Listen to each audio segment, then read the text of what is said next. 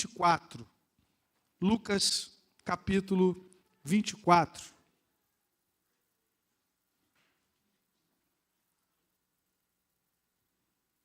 Nós vamos ler a partir do versículo 13.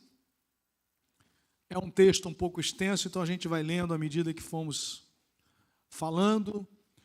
Para você se situar, esse texto, ele é a continuidade do versículo 13, que nós focamos aqui ao 35, do domingo da ressurreição. Foi o dia mais importante da história. Amém, querido? Em que o nosso Redentor venceu os grilhões da morte. Louvado seja Deus. Essa é a melhor notícia de todas. Cristo morreu, segundo as Escrituras, foi sepultado, mas não continua sepultado, não continua na cruz, ele rompeu os grilhões da morte. Por isso, nós temos esperança, por isso nós temos convicção da eternidade, por isso o cristão não precisa temer a morte, porque os mortos em Cristo ressuscitarão um dia. E quando partimos desse mundo, quando os nossos olhos se fecharem, nós que estamos em Cristo, conforme as promessas do próprio Jesus, os nossos olhos se fecham aqui, se abrem na eternidade, e nós vamos contemplar o Cordeiro que foi morto, mas que vive para sempre. Hoje mesmo estarás comigo no paraíso, disse o Senhor. Paulo diz, tendo o desejo de partir e estar com Cristo, porque isso é incomparavelmente melhor. Por que tudo isso é possível? Porque Ele venceu a morte. Do versículo 1 ao versículo 12, nós temos o relato de pessoas, de mulheres que foram ao túmulo e o encontraram vazio. Ele não está aqui. Por que buscais entre os mortos aquele que vive? Se você veio aqui buscar um Cristo morto, Ele não está aqui. O que está aqui sendo adorado nessa manhã é aquele que venceu, aquele que vive e reina pelos séculos dos séculos. Louvado seja o nome do Senhor. E esse Jesus, que Paulo diz em 1 Coríntios 15, de 3 a 4, que Ele foi crucificado, morto, sepultado e ressurreto, segundo as Escrituras, Ele apareceu. Ele apareceu a muitas pessoas. E dentre essas pessoas, nós vamos ler nessa manhã um relato de pelo menos duas, inicialmente, que o viram ressurreto. Num primeiro momento não o reconheceram, mas depois Ele se revelou a eles e os seus corações foram aquecidos. A minha oração nessa manhã é que você seja reaquecido para a missão de Deus. Amém? Reaquecido para a missão de Deus. Lucas 24, verso 13, naquele mesmo dia, no dia glorioso, no dia da ressurreição, dois deles estavam indo para um povoado chamado Emaús, a 11 quilômetros de Jerusalém. No caminho, conversavam a respeito de tudo o que havia acontecido, e enquanto conversavam e discutiam, o próprio Jesus se aproximou e começou a caminhar com eles. Mas os olhos deles foram impedidos de reconhecê-lo. Ele lhes perguntou, sobre o que vocês estão discutindo enquanto caminham? Eles pararam com os rostos entristecidos. Um deles, chamado Cleopas, perguntou-lhe, você é o único visitante em Jerusalém que não sabe das coisas que ali aconteceram nesses dias? Que coisas? Perguntou ele. O que aconteceu com Jesus de Nazaré? Responderam eles, ele era um profeta, poderoso em palavras e em obras, diante de Deus e de todo o povo. Os chefes dos sacerdotes e as nossas autoridades o entregaram para ser condenado à morte e o crucificaram. E nós esperávamos que era Ele o que ia trazer a redenção a Israel. E hoje é o terceiro dia desde que tudo isso aconteceu. Algumas das mulheres entre nós nos deram um susto hoje. Foram de manhã bem cedo ao sepulcro e não acharam o corpo dele. Voltaram e nos contaram ter tido uma visão de anjos que disseram que ele está vivo. Alguns dos nossos companheiros foram ao sepulcro e encontraram tudo exatamente como as mulheres tinham dito, mas não o viram. Ele lhes disse, como vocês custam a entender E como demoram a crer em tudo que os profetas falaram. Não devia o Cristo sofrer estas coisas para entrar na sua glória? E começando por Moisés e todos os profetas, explicou-lhes o que constava a respeito dele em todas as Escrituras. Versículo 30, quando estavam à mesa com eles, tomou o pão, deu graças, partiu e deu a eles. Então os olhos deles foram abertos e o reconheceram, e ele desapareceu da vista deles. Perguntaram-se um ao outro: não estava queimando o nosso coração enquanto ele nos falava no caminho e nos expunha as Escrituras? Levantaram-se e voltaram imediatamente para Jerusalém. Ali encontraram os 11 e os que estavam com eles reunidos, que diziam: é verdade, o Senhor ressuscitou e apareceu a Simão. Então os dois contaram o que tinha acontecido no caminho, e como Jesus fora reconhecido por eles quando partiu o pão. Que o Senhor nos abençoe com a sua palavra. Amém, queridos? 22 quilômetros eles percorreram. 11 quilômetros de Jerusalém para Emaús. 11 quilômetros de Emaús para Jerusalém. A gente pensa em atletismo, a gente pensa em esporte. Quando os atletas vão entrar em campo, imagine correr 22 quilômetros. Eles precisam de alongamento, eles precisam de aquecimento, né? Você já viu, né? Você que gosta de esporte, antes de entrar em campo, ou antes de pular na piscina, ou antes de fazer uma prova, eles precisam ser aquecidos, os músculos precisam ser aquecidos, eles precisam estar conectados com aquela prova, não somente fisicamente, mas emocionalmente, focados naquilo. Às vezes há algum imprevisto, né? Se inicia uma partida e daqui a pouco acaba a energia, num jogo à noite, por exemplo, e aí quando demora muito tempo para voltar, eles têm que se reaquecer, né, para voltarem, para se conectarem àquela partida. Eu imagino que esses meninos aqui precisavam se reaquecer.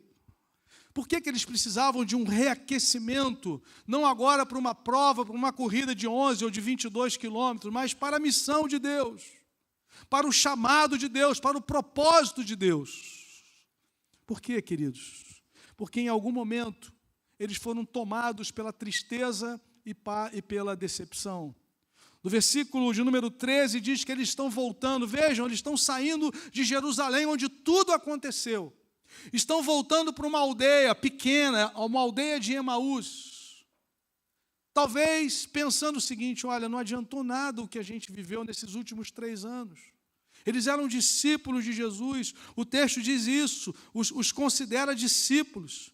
Veja o verso 35, então os dois contaram, os dois que estavam entre os discípulos, eles foram reconhecidos entre os discípulos, e um deles é citado nominalmente no texto, Cleopas. E eles então estão voltando, saindo do centro de todas as coisas, do olho do furacão, onde ele foi crucificado, onde ele foi sepultado, e agora ele está voltando, lá estão os discípulos, lá está a liderança da igreja, eles estão voltando para Emaús, 11 quilômetros. E aí, curiosamente, no versículo de número 33, o texto diz assim: levantaram-se e voltaram imediatamente para Jerusalém, voltaram para o centro da missão, voltaram para o coração do lugar onde Deus os tinha colocado. E aí a gente pergunta: o que aconteceu? O que reaqueceu aqueles corações que, à medida que caminhavam, estavam expressando tristeza? O texto diz que os olhos deles foram impedidos de reconhecê-lo, verso 16. Jesus pergunta sobre o que vocês estão discutindo enquanto caminham, e eles pararam entristecidos. Não somente entristecidos, mas também decepcionados. Eles tinham uma expectativa, como toda a nação de Israel, da vinda do Messias. E aí Jesus se manifesta. Diferente dos outros profetas, Jesus afirma que ele é o Cristo. Ele chama para si essa identidade. Por isso Pedro diz: tu és o Cristo, o Filho do Deus vivo. Jesus não repreende, foi revelação do Pai. Eles identificaram a Cristo como o Messias, como o Redentor, como o prometido de Deus. Mas agora, eles disseram, as coisas não aconteceram como nós imaginávamos. Vejam, irmãos, a expressão de decepção desses homens. Nós esperávamos que Ele era o Redentor. É isso que eles estão dizendo nessa passagem. Versículo de número 21, nós esperávamos que Ele iria trazer a redenção a Israel. Esses homens abandonam a missão. Esses homens abandonam a ordem de permanecerem na cidade. Esses homens abandonam o lugar que eles deveriam estar, junto dos seus irmãos, aguardando o cumprimento das promessas que Jesus fez a eles, repetidas vezes. Quando a gente lê os evangelhos, nós temos Jesus repetindo: é necessário que o Filho do Homem seja entregue, seja rejeitado, vai ser crucificado, vão cuspir nele, ele será sepultado, mas ele vai ressuscitar ao terceiro dia. Jesus faz isso pelo menos 3 vezes nos evangelhos. Obrigado, meu irmão. Se você ler Marcos 8, Marcos 9, Marcos 10, Jesus vai repetindo isso. Eles ouviram isso. E agora eles estão decepcionados. Eu queria pensar nessa manhã sobre quais realidades espirituais Deus usou para reaquecer o coração daqueles discípulos de Emaús. E Deus usa hoje para reaquecer os nossos corações e nos reconectar com Ele, com a sua missão. Já fomos reconciliados com Deus pelo sangue de Jesus, mas nós estamos em missão no mundo. E às vezes nós estamos como esses discípulos, meio que decepcionados, esperando algumas manifestações humanas ou algumas manifestações externas. Mas Deus está trabalhando na história. Deus está caminhando com a história para a consumação que Ele já preparou de antemão. Nós vamos estar diante do trono de Deus, conforme Apocalipse 7 nos diz, com uma grande multidão de homens e mulheres remidos em Cristo, de toda tribo, povo, língua e nação. Deus está chamando essa gente hoje, está usando a sua igreja para isso. E nós somos os discípulos de Jesus. Mas às vezes, o nosso olhar se desvia e nós precisamos ser reaquecidos. Em nome de Jesus. 11 quilômetros para lá, de Jerusalém para Emaús, acontece algo poderoso. 11 quilômetros voltando para o lugar certo, voltando para o centro da vontade de Deus. Essa é a minha oração nessa manhã, em nome de Jesus. O que Deus usou? Em primeiro lugar, convicção. Primeira coisa que nos recoloca, irmãos, na missão, é a convicção que vem pela palavra de Deus. Jesus ouviu atentamente o que aqueles irmãos disseram. E aí o texto vai dizer, do versículo 25 até o 27, que Jesus faz uma exposição, começando por Moisés, passando por todos os profetas e dizendo: tudo o que eles disseram se cumpriu em mim. Eu sou o centro da revelação. Eu sou o centro da redenção. Tudo que Moisés falou, que Samuel falou, que Isaías falou, que Jeremias falou, era sobre mim, diz Jesus. Começando por Moisés, diz o verso 25, como vocês custam a entender, como demoram a crer, é uma questão de fé, naquilo que os profetas falaram. Não devia o Cristo sofrer essas coisas para entrar na sua glória? Perceba, irmãos, nas profecias messiânicas nós temos 2 perspectivas. A primeira, do servo sofredor. A segunda, do rei glorioso, do reino que não terá fim. Mas dentro da sabedoria e da soberania de Deus, Ele dividiu isso em 2 etapas. O judeu queria a segunda etapa. O reino que não vai ser destruído mais. Roma vai sair daqui, a gente não vai pagar mais imposto para Roma. O nosso imposto agora é contribuição de adoração no templo. E aí, quando eles ouviram, receberam a notícia, eles estavam com Jerusalém Post de sábado, não tinham lido o jornal de domingo da manhã. E quando eles olharam Jerusalém Post de sábado, eles pararam na crucificação. Eles não avançaram. Veja o versículo 20. Os chefes dos sacerdotes e as nossas autoridades o entregaram para ser condenado à morte e o crucificaram. E pararam ali. Um Cristo morto não move as nossas vidas. Um Cristo morto não nos impulsiona a missão. Por isso eles estão cabisbaixos. Eles precisam de uma convicção que vem da palavra a respeito de quem Jesus é, daquilo que Jesus fez. Ele cumpriu todas as profecias a respeito dele. E aqui nós vemos uma manifestação da graça de Deus no meio das nossas fraquezas. Por que esse texto está aqui na Escritura? Porque eu e você também podemos passar por esses momentos. O poder de Deus se aperfeiçoa na nossa fraqueza. E esses homens estão sendo tratados devidamente pelo Senhor. E o que Deus usou para reaquecer esses homens? A palavra, a exposição da palavra, a conexão daquilo que os profetas disseram com aquilo que Jesus veio fazer, com a missão de Deus através de Jesus. A tristeza e a decepção daqueles dois discípulos receberam a devida atenção de Jesus. E nós aprendemos aqui, irmãos, nesse relato, como Deus trata os corações que estão enfrentando o abatimento na alma. Deus utiliza a convicção que vem da sua palavra. Por isso a Bíblia diz: habite ricamente em vós a palavra de Deus, a palavra de Cristo. Não se desconecte, meu irmão, da palavra, da leitura diária, de você se alimentar da palavra de Deus. Olhe para a fidelidade de Deus em cumprir todas as suas promessas na história. O Cristo vai nascer em Belém da Judéia. Ele será rejeitado, ele será traspassado. Irmãos, os judeus executavam por apedrejamento, mas eles perderam a autoridade. Eles disseram: nós não podemos executar. Por isso, amados irmãos, eles...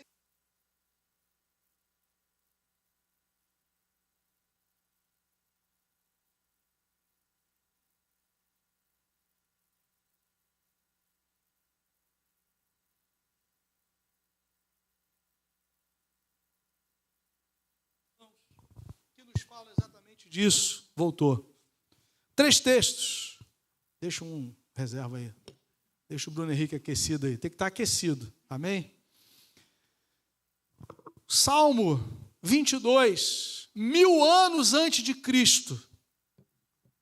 Davi diz assim: transpassaram-me as mãos e os pés. Davi não sabia exatamente o que ele estava falando. Qual é o Salmo 22? Aquele que começa assim: Deus meu, por que me desamparaste? Estava na boca de Jesus na cruz. Transpassaram-me as mãos e os pés. Por que os judeus já perderam a autoridade de julgar os seus condenados? Porque ele tinha que ser traspassado. Isaías 53, 700 anos antes de Cristo. Ele foi traspassado. Nessa manhã nós estamos celebrando aquele que foi traspassado pelos nossos pecados. Zacarias capítulo 12, olharão para aquele que traspassaram, olharão para ele. 400 anos antes de Cristo. Jesus está dizendo: vocês demoram a crer em tudo que os profetas disseram. Meu irmão, quando você estiver passando por adversidade, lembre-se da fidelidade de Deus revelada na sua palavra. Nós precisamos de convicção. Foi a palavra de Deus que Deus utilizou para aquecer o coração daqueles homens. Quando nós entramos em prova, nós temos que nos lembrar de quem Deus é, do caráter dele. Ele é bom, ele é santo, ele é fiel, ele é justo, ele não vai te abandonar. Mas onde é que você aprende isso? É na leitura da palavra. Convicção. O que pode reaquecer o seu coração é você estar conectado com a palavra de Deus todos os dias. Jesus passou por todo o cano do Antigo Testamento de Moisés e passou pelos profetas para explicar como tudo conduzia a ele, o Messias. Como a sua morte e ressurreição eram, na verdade, a maneira de Deus cumprir as suas promessas ao seu povo. É assim que ele faz conosco. Ele cumpre as suas promessas. Ele diz: bondade e misericórdia todos os dias vão nos cercar. As misericórdias do Senhor se renovam a cada manhã. Você acorda, você não sabe o que você vai enfrentar, mas essas promessas estão valendo. Como Francis Schaeffer dizia, o que o crente tem no mínimo, o que um cristão tem no mínimo a cada dia é a promessa da companhia de Jesus. Eis que estou convosco todos os dias. Esse é o mínimo que nós temos. Você acordou naquele dia, Jesus repete para você, eu estou contigo nesse dia, até a consumação do século. Louvado seja Deus. Quem Deus é, quem nós somos, o que Cristo fez por nós, quem nós somos agora em Cristo. Qual é a nossa missão no mundo? Convicção que vem da palavra para nós não sermos um joguete das emoções que oscilam. Os nossos sentimentos oscilam, mas a palavra de Deus permanece para sempre. Quando você é tentado, Satanás tenta minar a sua fé, como foi falado bem pelo nosso irmão Nilman nessa manhã. Essa é a vitória que vence o mundo, a nossa fé. A fé vem pelo ouvir e ouvir a palavra. A fé vai se desenvolvendo, você vai crendo e confiando no caráter de Deus a partir da revelação da sua palavra. Foi isso que Jesus usou para aquecer, reaquecer aqueles meninos do caminho de Emaús. Andaram 11 quilômetros, correram mais 11. Tem que estar aquecido, meu irmão. Tem que estar incendiado. Porventura não nos ardia o coração quando ele explicava as Escrituras. Quando tudo começou a fazer sentido. Como aquele mosaico se montou, aquilo que Moisés falou. Moisés levantou, assim como Moisés levantou a serpente no deserto. Importa que o Filho do Homem seja levantado para que todo aquele que nele crê tenha a vida eterna. Não foram vossos pais que deram o maná. O pão vivo que desceu do céu foi esse que dá vida ao mundo. Foi o Pai que enviou. Eles sabiam que era o maná e agora eles fizeram uma conexão com Jesus. E daí por diante. Quando você abrir a Bíblia, você vai encontrar Jesus no centro da revelação de Deus. No passado, Deus falou muitas vezes, de muitas maneiras, aos pais, pelos profetas. Nos últimos dias, Ele nos fala pelo Filho, o herdeiro de todas as coisas, por quem o universo foi criado, aquele que sustenta todas as coisas, aquele que fez a purificação dos pecados e assentou-se à direita da majestade, assentou-se porque a obra foi concluída. O sangue de Jesus nos lava de todo pecado. Se isso não reconecta você à missão, não há mais nada que possa fazer isso na sua vida. Se quem Deus é, revelado a nós em Cristo, pelo Espírito Santo, aplicado pela palavra, apresentado pela palavra, nada mais vai mover você a entender que você foi enviado a esse mundo como discípulo de Jesus. Há uma segunda realidade, querido, que reaqueceu o coração daqueles irmãos. Primeiro, a primeira realidade foi a convicção. E aqui nós temos a palavra de Deus. Segundo lugar, a segunda realidade foi a comunhão. A comunhão. E aqui nós temos o pão. Se nós temos o P da palavra na convicção, nós temos o P do pão. Agora, percebam, irmãos, que depois de falar com eles insistiram para que Jesus ficasse na aldeia de Emaús. E o versículo de número 30 diz que eles estavam à mesa. Eles disseram, fica conosco, Senhor. Temos uma canção antiga, fica conosco, fica Jesus, já se faz tarde, né? Tens meu coração para pousar. E Jesus fica. E diz o versículo 30, quando estava à mesa com eles. À mesa com eles. O texto vai dizer, Jesus tomou o pão e deu graças. Partiu e deu a eles. Os olhos deles foram abertos. É na mesa da comunhão que o nosso coração é reaquecido para a missão de Deus. Nesse lugar onde nós somos saciados, nesse lugar de intimidade, que nós não precisamos esconder nada, não precisamos ter medo, porque o perfeito amor lança fora o medo. Nesse lugar onde nós confessamos que nós somos pobres, cegos e miseráveis, mas Ele nos salvou, nos deu vida, por causa da sua misericórdia.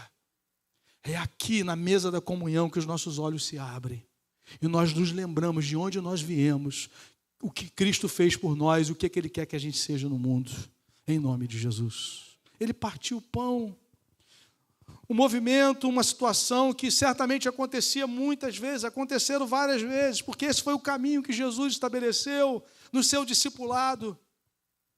O discipulado de Jesus é transmissão de vida, é sentar junto, é comer, não somente com os discípulos, até mesmo com os pecadores, escandalizando toda aquela turma religiosa dos seus dias. A mesa é lugar de comunhão e intimidade, e Jesus repetiu essa cena, que certamente aconteceu várias vezes. Vejam só Atos 10, 39, que Pedro vai dizer ali, testemunhando para um gentio, para um centurião romano. Ele vai se lembrar desses momentos, Atos 10, 39 a 43. Nós somos testemunhas de tudo que ele fez na terra dos judeus, em Jerusalém, onde o mataram, suspendendo no madeiro. Deus, porém, o ressuscitou no terceiro dia e fez que ele fosse visto. Verso 41, Atos 10, não por todo o povo, mas por testemunhas que designara de antemão, por nós que comemos e bebemos com ele, depois que ressuscitou dos mortos. Ele nos mandou pregar ao povo e testemunhar que foi a ele que Deus constituiu juiz de vivos e de mortos. Todos os profetas dão testemunho dele, de que todo que nele crê recebe o perdão dos pecados mediante o seu nome. Amém? Nós comemos e bebemos com ele. Somos seus amigos íntimos. Você só traz para a mesa os seus amigos íntimos. E Jesus se manifestou na mesa da comunhão. Meu irmão, Deus está nos chamando para voltarmos à mesa. Não faça isso somente uma vez por mês. A mesa está posta todos os dias, em nome de Jesus. Irmãos, percebam que essa comunhão com o Cristo ressurreto, essa percepção foi muito rápida, foi breve, mas ela foi suficiente para fazê-los correr mais 11 quilômetros. O texto diz que foi muito rápido. A palavra diz aí que os olhos deles se abriram e eles não viram mais o Senhor. Verso 31. Então os olhos deles foram abertos e o reconheceram, e ele desapareceu da vista deles. Perguntaram-se um ao outro, não estava queimando o nosso coração, enquanto ele nos falava no caminho e nos expunha as Escrituras, a convicção? Levantaram-se e voltaram imediatamente para Jerusalém. Se não fosse algo tão importante, a mesa da comunhão, estar ali com Jesus, irmãos, eles continuariam reclamando da vida. Jesus apareceu, mas não foi como a gente esperava. A gente queria tanque de guerra entrando em Jerusalém. A gente queria que César viesse aqui ajoelhado, engatinhando. Nós queríamos que os poderes romanos se curvassem diante da nossa sinagoga. Mas não. Aquele breve momento de comunhão incendiou o coração, que eles voltam 11 quilômetros. Eles foram reaquecidos pela convicção da palavra e pela comunhão à mesa. Você come desse pão, você bebe desse cálice, meu irmão, você tem parte com ele. Jesus falou, aquele que não comer a minha carne e não beber o meu sangue não tem parte comigo. O seu nome pode estar até no hall de membros de igreja, mas não está rolado nos céus. Se não nascer da água e do Espírito, se não for selado com o Espírito Santo, não tem parte comigo. Vai fazer mais uma refeição nessa manhã, mas não tem a ver com a mudança do seu coração e da sua vida. Por isso, quando eles olham Jesus, eles reconhecem a Jesus, eles voltam correndo. Eu acho interessante fazermos essa comparação do verso 13 com o 33. Se no 13 eles andam de Jerusalém para Emaús, fugindo do movimento de Deus, agora eles voltam, mas voltam reaquecidos. Levantaram-se e voltaram imediatamente. Se tinha pão no forno, ficou. Não era elétrico mesmo, a lenha ia acabar e ia torrar, ia ficar um tição à noite, né? Não tem problema. Nós queremos vê-lo de novo. O nosso Redentor vive. E nós queremos estar no centro da sua vontade, voltar para o lugar que Ele mandou a gente aguardá-lo, ressurreto. Louvado seja o nome do Senhor. Crente que se alimenta do pão de Deus todos os dias, que come do pão vivo que desceu do céu, está reconectado com a missão. Tem prazer de falar porque está saciado. É um mendigo que encontrou pão e agora tem pão para oferecer àqueles que estão também necessitados. Se alimente do pão vivo que desceu do céu, em nome de Jesus. Eles voltaram para Jerusalém e agora testemunharam da ressurreição.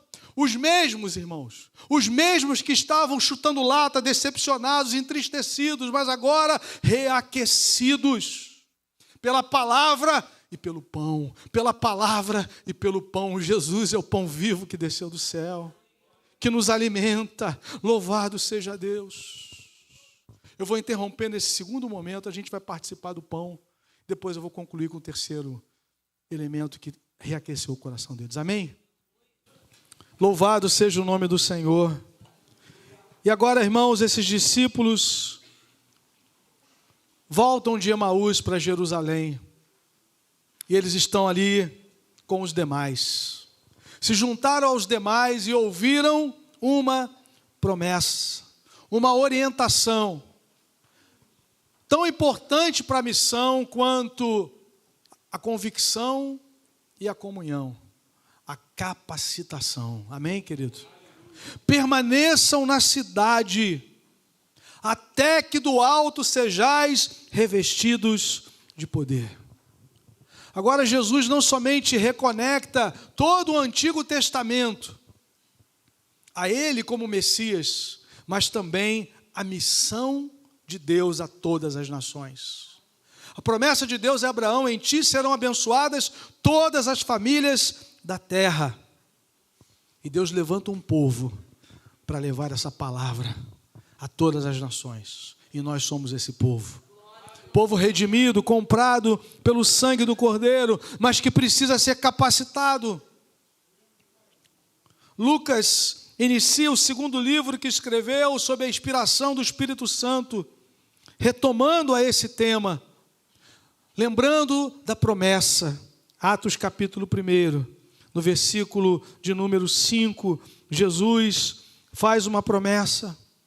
Eles ouviram em Lucas 24, permaneçam na cidade até que do alto sejais revestidos de poder. E após a ressurreição, Jesus se apresenta vivo durante 40 dias entre eles. E diz para eles, no versículo de número 4, Atos 1, certa ocasião, enquanto comia com eles, deu-lhes esta ordem: não saiam de Jerusalém, mas esperem pela promessa de meu Pai, da qual lhes falei. Pois João batizou com água, mas dentro de poucos dias vocês serão batizados com o Espírito Santo. Irmão, sabe o que é mais glorioso? É que essa promessa se cumpriu no dia de Pentecostes. E essa promessa não foi só para aqueles discípulos da primeira geração.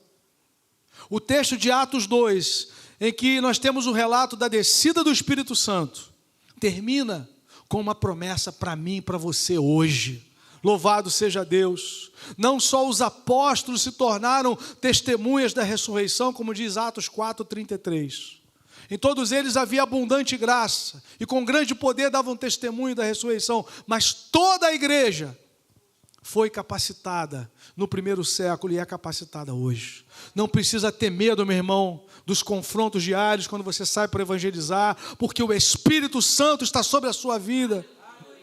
Em nome de Jesus. Atos capítulo 2, a palavra vai dizer, a partir do versículo 36, nós caminhamos para o final.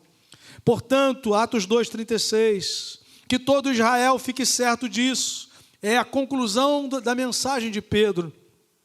Este Jesus a quem vocês crucificaram, Deus o fez Senhor e Cristo. Quando ouviram isso, ficaram aflitos em seu coração e perguntaram a Pedro e aos apóstolos: irmãos, que faremos? A vida toda esperavam essa mensagem e agora essa mensagem foi proclamada. O que faremos? A resposta, Atos 2:38, Pedro respondeu: arrependam-se e cada um de vocês seja batizado em nome de Jesus Cristo para duas coisas, queridos. Primeiro, para perdão dos seus pecados. Você que está aqui nos ouvindo nessa manhã, se você ainda não está debaixo do sangue de Jesus, se você não se refugiou ainda no sangue de Jesus, você ainda não recebeu o perdão de pecados.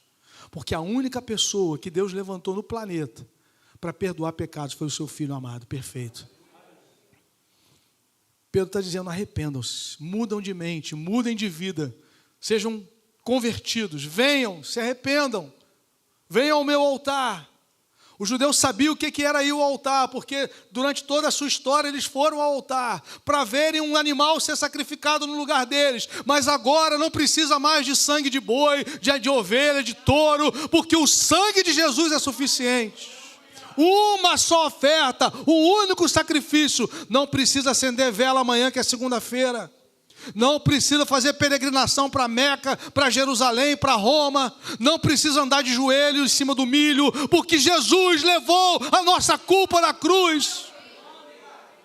Arrependam-se e sejam batizados em nome dele, ou seja, se sujeitem à autoridade dele primeiro para receber perdão de pecados. Só ele perdoa pecados. Essa é a notícia do Evangelho. Deus entrou na história, na pessoa de Cristo, e tomou o nosso lugar na cruz. Nos substituiu, querido, para nos reconciliar com o Pai. É uma notícia. Não é um conselho de boas maneiras, é uma boa notícia. A obra foi feita, foi consumada, está consumado. Todo que nele crê, diz Pedro, recebe perdão de pecados. Depois, verso 38, se arrependam, recebam perdão e o dom do Espírito Santo. Há um padrão de Deus. Quando você se arrepende e crê em Jesus, você recebe o dom do Espírito Santo. Ele vem selar você como uma propriedade exclusiva de Deus. É o selo para a eternidade. Aleluia. Fomos selados para o dia da redenção. Ah, querido, se o capeta pudesse tirar esse selo de você. Mas você está selado pelo Espírito da promessa. Não entristeçais o Espírito de Deus, no qual fostes selados para o dia da redenção. Não brinque com a graça de Deus. Mas você foi selado. Talvez você diga, pastor, mas isso aí foi um privilégio daqueles que estavam em Jerusalém naquele dia de Pentecostes. Olha para o texto e veja o que o versículo 39 nos diz. Pois a promessa é para vocês, para os seus filhos e para todos os que estão longe, para todos quantos o Senhor nosso Deus chamar. Nós fomos chamados em Cristo, nós fomos selados com o Espírito, nós somos testemunhas de Jesus. Seja reaquecido nessa manhã, meu irmão, reconectado com a missão de Deus, pela palavra, pelo pão e pelo poder do Espírito Santo. Em nome de Jesus. Convicção, comunhão e capacitação. É o que vai nos colocar de novo na missão. Não é cara feia do pastor, não é tapa do líder do ministério, na mesa. É você saber quem é você em Cristo Jesus. Quem Jesus é, apresentado nas Escrituras. Quem é você agora com direito a comer desse pão e beber desse cálice. Quem é você agora no poder do Espírito. Podendo orar, podendo pregar, podendo ser instrumento de manifestações de Deus na história, como um povo que foi enviado, em nome de Jesus. Você precisa ser reaquecido para a missão, meu irmão. Talvez você chegue nessa hora e diga, pastor, já há muito tempo que eu não falo de Jesus. Há muito tempo que eu não oro pelos perdidos da minha família. Mas nessa manhã Deus está reaquecendo você, eu creio nisso. Te recolocando no lugar certo. Em nome de Jesus.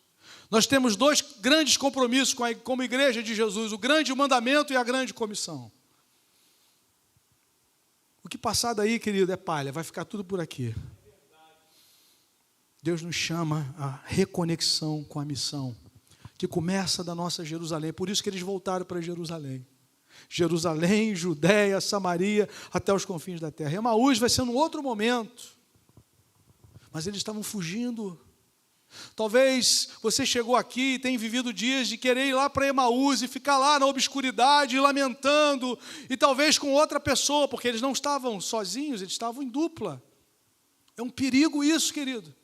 Você começa a desmotivar pessoas, você se torna um problema para a causa de Deus, não para a minha vida, mas para a causa do Evangelho, que é por isso que a gente está aqui. Nós não estamos aqui brincando de pastorear, de servir. Nós estamos aqui conectados com aquilo que Jesus está fazendo no mundo. Você viu o vídeo de hoje? Gente morrendo pela causa do Evangelho. Enquanto tem gente brincando com o Evangelho, brincando de ser cristão. Porque precisa ter o seu coração reaquecido. Precisa pulsar. Jesus precisa pulsar. O pão vivo tem que ser o seu alimento diário. E aí, 3 aplicações para a gente fechar aqui. Se você quer ter o seu coração reaquecido, leia as Escrituras todos os dias e veja a centralidade de Cristo nelas. Começando por Moisés, todos os profetas, tudo que de mim está escrito. A Escritura é cristocêntrica. Davi, Moisés, Abraão, Isaac, Samuel, meros coadjuvantes. Os meus preferidos, Elias e Eliseu, meros coadjuvantes. Cristo é o Senhor da história, é o centro da redenção, é o único digno de abrir o livro e tirar os seus selos, porque ele foi morto, mas ele vive e ele comprou para si um povo, e esse povo somos nós. E fez desse povo um reino de sacerdotes. Só pode viver isso quem está conectado na missão. Se isso não estiver acontecendo, você começa a se entristecer. Você começa a ver coisas onde não tem, a sua atenção é desfocada, e você se esquece que Jesus te chamou e disse assim: venha a mim, aprendei de mim, mas também disse: ide, façam discípulos. O primeiro movimento é para ir até Ele, o segundo é para ir em nome dEle. Estão conectados em nome de Jesus. Segunda aplicação, priorize a sua comunhão com Cristo todos os dias. Sente-se à mesa e seja alimentado pelo pão vivo que desceu do céu. Você está à distância de uma oração do trono. Fale com Deus todos os dias. Abra a palavra, diga: Senhor, não quero sair daqui hoje sem ouvir a Tua voz. Me capacita. E por último, ore a Deus e peça a Ele o revestimento constante do Espírito Santo para o seu testemunho diário. É interessante. Esses irmãos que estavam no Pentecostes, no capítulo 2, eles estão lá no capítulo 4 pedindo ao Senhor coragem. É um movimento contínuo. Assim como nós fomos lavados pelo sangue do Cordeiro e somos chamados a caminharmos em santificação diária, o poder veio sobre nós, já está sobre a igreja, mas ele é renovado à medida que nós pedimos. Em Atos 4, eles são soltos. Pedro e João se reúnem com os irmãos, não se reúnem para reclamar de Deus, não se reúnem para dizer: a gente está sendo fiel e paramos na cadeia. Não, eles dizem: Senhor, Atos 4, 29, agora, Senhor, considera as ameaças deles e capacita os teus servos para anunciarem a tua palavra corajosamente. Essa tem que ser a nossa oração diária. Senhor, capacita a tua igreja, capacita os meus irmãos para que nós possamos pregar a tua palavra onde nós estivermos. Nossa missão é onde nós estamos, aonde o Senhor nos envia diariamente. Versículo 30. Estende a tua mão para curar e realizar. Irmãos, quando nós oramos para que Deus cure, para que Deus opere sinais e maravilhas, não é para que a igreja fique famosa, mas para que a palavra seja confirmada. Aquilo que for necessário, Deus vai fazer. Enquanto você ora, enquanto você prega, os sinais vão acontecer. Deus é contigo, em nome de Jesus. E o versículo 31 diz que depois de orarem, tremeu o lugar em que estavam reunidos, todos ficaram cheios do Espírito Santo e anunciavam corajosamente a palavra de Deus. É a minha oração nessa manhã, em nome de Jesus. Que nós saímos daqui cheios do Espírito, com coragem, para pregar a santa palavra de Deus. Vamos ficar em pé nesse momento? Nós oramos pelos enfermos. Eu orei hoje cedo pela Solange. Eu não citei o nome dela aqui, mas alguns irmãos já sabiam. Nossa irmã Solange, irmã da Samanta, esteve internada, está ainda no hospital, né? A glicemia dela subiu demais, ela está passando um momento complicado, ela precisa de oração. Nós vamos orar pela Solange também no final desse culto, clamando por ela. A irmã Maria está lá com ela, a Samanta está aqui, elas pediram oração. Nós oramos hoje cedo, mas vamos reiterar aqui. Eu queria que você levasse esse pedido de oração em favor da Solange, em nome de Jesus. Meu irmão, coloque a sua vida diante do Senhor. Deus quer reaquecer você para a missão. Lembra daqueles meninos, daqueles 2 discípulos? 11 quilômetros de Jerusalém para Emaús. Cabisbaixos, entristecidos, decepcionados. Depois, 11 quilômetros de volta, reaquecidos. A palavra reaqueceu. A revelação de quem Jesus é os reaqueceu. O comer, o partir do pão, os olhos se abriram e eles voltam para Jerusalém.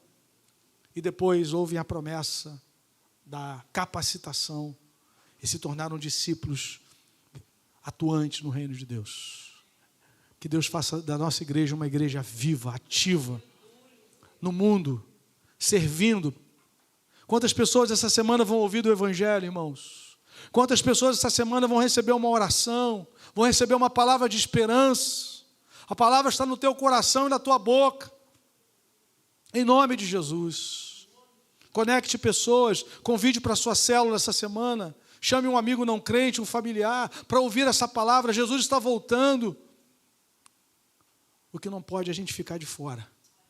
Em nome de Jesus. Deus bendito. Obrigado, Senhor.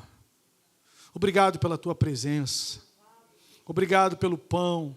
Obrigado pela tua palavra. Obrigado pela comunhão do corpo de Cristo. Obrigado, Senhor, porque podemos almoçar juntos hoje. E temos um tempo mais juntos, também à noite. Enfim, Senhor, que em todas as coisas o Senhor seja glorificado e exaltado. Pai, reaquece os nossos corações. Usa o teu povo poderosamente, Senhor. Em nome de Jesus, o Senhor disse, assim como o Pai me enviou, eu também vos envio. Nós fomos enviados, nós temos autoridade, autorização para falarmos do teu nome. Somos embaixadores em nome de Cristo. Diz Paulo, como se Deus estivesse exortando através de nós. Usa o teu povo, Senhor, com palavras e obras, com palavras e testemunho, para o louvor do teu santo nome. Senhor, visita a irmã Solange lá naquele hospital. Coloca a tua mão sobre ela, sobre o físico dela. Cura a tua filha, Senhor, para a glória do teu santo nome. Nós clamamos nessa hora, que a tua boa mão, Senhor, seja sobre nós, sobre o teu povo aqui reunido. Entregamos os livros de oração, esse aqui lá do bazar, que o Senhor esteja respondendo conforme a tua vontade. Senhor, se há alguém nesse lugar que ainda não recebeu a Cristo pela fé, que seja uma manhã de decisão na tua presença, de transformação. E Pai, reaquece a tua igreja, em nome de Jesus. Que a graça de nosso Senhor e Salvador Jesus Cristo, o amor de Deus, o nosso eterno Pai, a comunhão, o consolo, o revestimento do poder do Espírito Santo, sejam sobre nós e sobre todo o povo de Deus, desde agora e para todo sempre. Amém.